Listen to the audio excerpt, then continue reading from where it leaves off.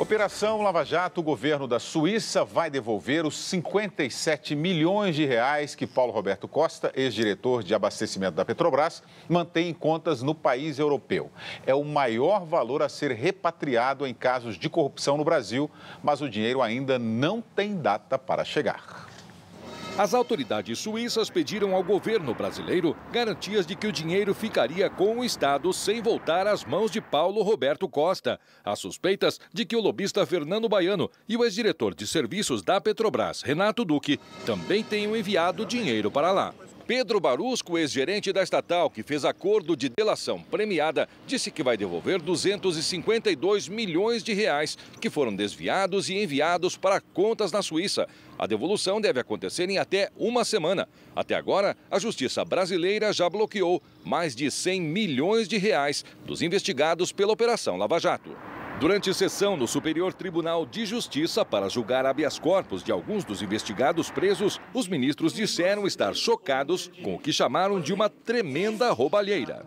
E o ministro Teori Zavascki, do Supremo Tribunal Federal, enviou ofício ao juiz Sérgio Moro, responsável pelo caso, questionando uma possível omissão de nomes de políticos envolvidos no esquema. A defesa de Gerson Almada, vice-presidente da empreiteira Engevix, mencionou os deputados André Vargas, antes filiado ao PT do Paraná, e agora sem partido, e Luiz Argolo, do Solidariedade da Bahia.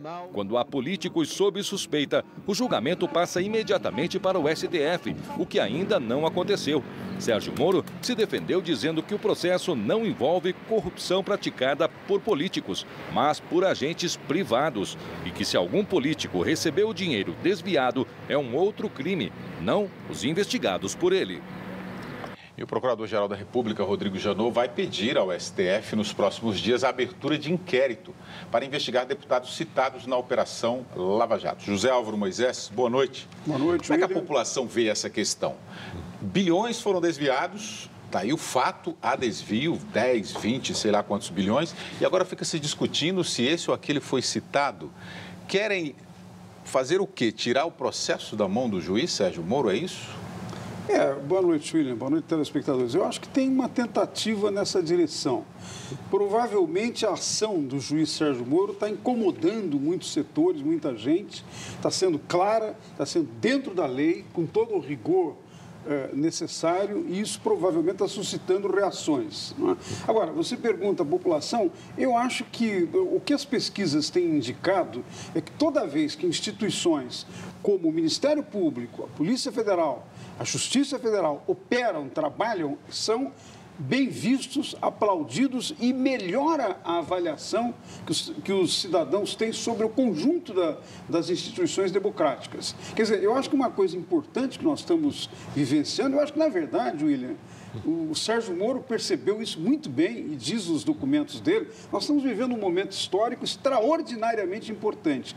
Não é porque esse é o maior escândalo, provavelmente esse é um dos grandes, pode até ser que tenha outros escândalos grandes de corrupção, mas as instituições estão se preparando, veja, as instituições de Estado, não as instituições deste ou daquele governo.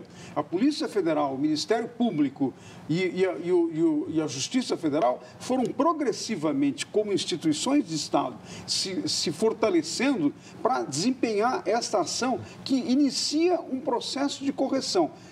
Corrupção existe no mundo inteiro, corrupção tem no Brasil, em todas as esferas administrativas, mas a democracia é o regime que prepara a sociedade, prepara o sistema político para controlar, fiscalizar e progressivamente punir, como aliás aconteceu no caso da Operação Mãos Limpas na Itália. Eduardo Mulay, boa noite. Boa noite. Mulay, esse processo, uma parte desse processo deve ir para o STF, não é isso? E fica uma parte na primeira instância? Como é que funciona? Ele, veja bem, depende de várias circunstâncias. No caso do Mensalão, por exemplo, o processo foi inteiro julgado no Supremo Tribunal Federal. O que se mostrou uma experiência ruim, porque o processo foi lento, demorou, e, no fim, eles perceberam que não era uma boa política. Em outros processos, eles estão desmembrando. Fica para julgamento no Supremo a parte dos deputados e quem não tem fórum privilegiado manda para a Justiça Comum. Agora, no caso do Paraná, da Operação Lava Jato, vai ter que haver uma decisão. O entendimento do juiz Sérgio Moro é o seguinte, é que ele está analisando os crimes de corrupção na Petrobras e não de corrupção de políticos, até porque ele acha que escapa a alçada dele. Então, ele entende que essa parte ele tem que julgar e a parte dos políticos, quem tem que julgar é o Supremo, mas que são fatos diferentes, que não houve, por exemplo, a empreiteira não deu um dinheiro na mão de um deputado. Ela... houve uma corrupção na Petrobras, teria saído dinheiro da Petrobras ou dos agentes da Petrobras para políticos. Eventualmente para intermediários que entregaram. Que entregaram. Agora, isso o Supremo agora vai ter que decidir e dar um rumo. Uma coisa, como Moisés diz, é certo. Quer dizer, está todo mundo um pouco de olho arregalado com o tamanho dessas cifras. Todo mundo sempre desconfiou que havia corrupção nos órgãos públicos, mas não imaginou que a Petrobras, que é a maior empresa do Brasil, uma empresa de reputação internacional, tivesse virado essa esculhambação geral que todo mundo mete a mão no dinheiro e nessas quantias. Então, é uma coisa que tem que ser apurada a fundo. Agora, o João Campos aqui pelo Twitter. Aí o processo chega ao STF e ele anula tudo? Não. Não tem que anular nada. Né? Mas como aconteceu lá com a Satyagraha e Castelo de Areia? Então, a Castelo de Areia, por exemplo, eu diria que foi um laboratório, porque caiu porque houve falha procedimental que foi assim considerada. O juiz Sérgio Moro, nesse caso, o que se percebe é que ele está tendo muito cuidado para evitar qualquer nulidade, qualquer coisa que pudesse dar margem a uma anulação. Então, é mais uma experiência de processo e é importante que seja assegurado, na sua amplitude, o direito de defesa, para não haver injustiça. A Polícia Federal deu uma pisada na bola, citou um diretor da Petrobras que depois desmentiu, falou, ele não tem nada com isso.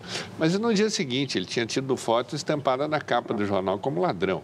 Então tem que tomar cuidado para não se cometer injustiça, para apurar direitinho. O Cauê aqui pelo WhatsApp, Moisés, aqui o Cauê de São Paulo.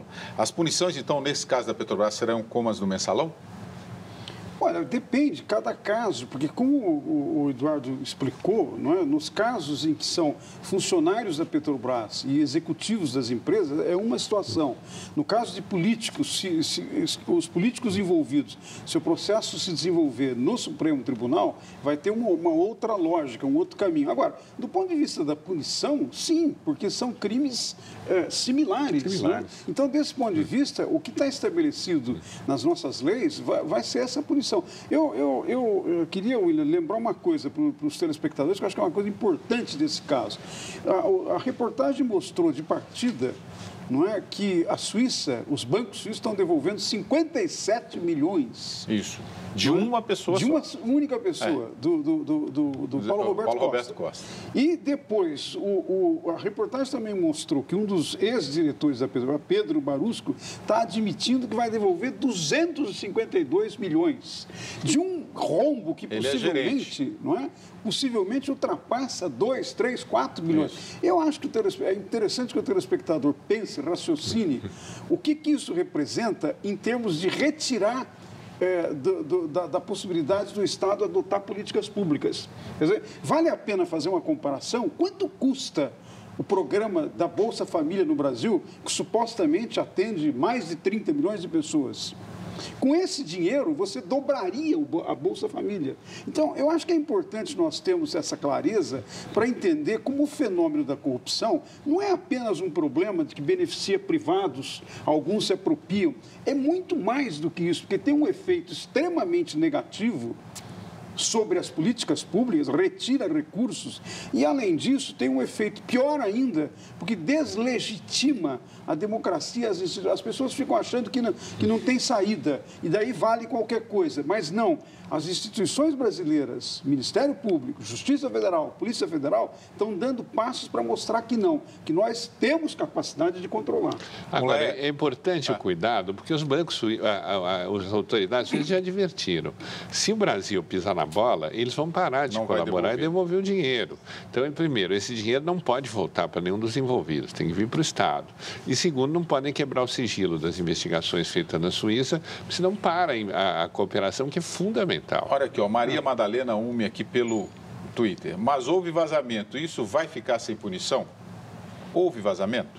Qual vazamento? Das denúncias aí de delação premiada? Olha, o que eu posso te dizer é o seguinte, eu vi a notícia hoje, houve uma queixa do Partido dos Trabalhadores contra o vazamento e que foi arquivado no Supremo. Eles entenderam que não havia prova de vazamento. Então, aparentemente, não há nenhuma nulidade evidente a macular. Essa questão da competência foi muito bem levantada pelo advogado de um dos acusados e que o Supremo vai dirimir, mas nulidade aparentemente não.